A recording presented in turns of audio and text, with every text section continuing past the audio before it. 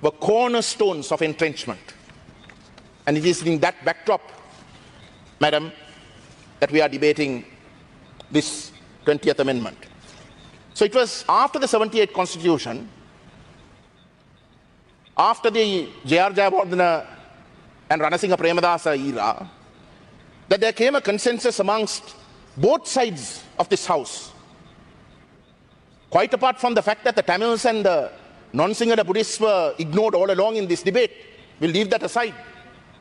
But there was a consensus that came from both sides of this House that this executive presidency was a disaster. And that was the small change. There was a moment where the Sinhala nation itself took a step back and began to question the character of the state.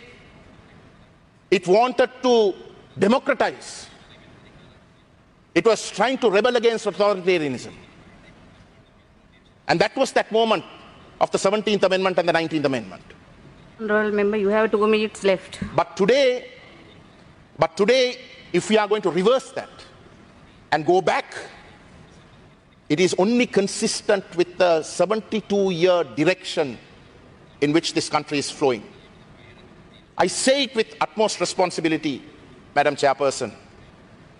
It is the way this country has treated the non-Sinhala Buddhists, particularly the Tamil nation. It is the consistent refusal to recognize that Sri Lanka is a plurinational country and that there exist several nations in this country. The Sinhalese, the Tamils, why even the Muslims?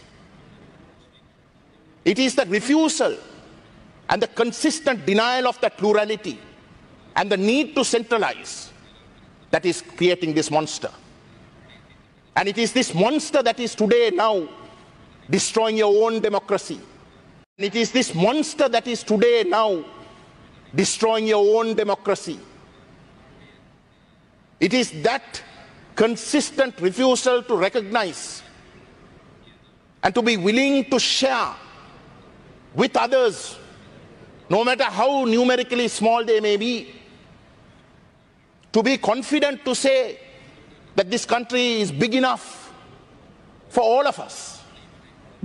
That severe insecurity that makes it quite ordinary for members to get elected with a 2/3 majority and come and reverse democratic directions that this country has been taking since 94. Honourable Member, I'm winding up, Madam. I'm winding up. I therefore urge members of this House on both sides. This is a mistake. This is a mistake that you all will regret. This is the beginning of a slide that will ultimately lead to not just authoritarianism but dictatorship.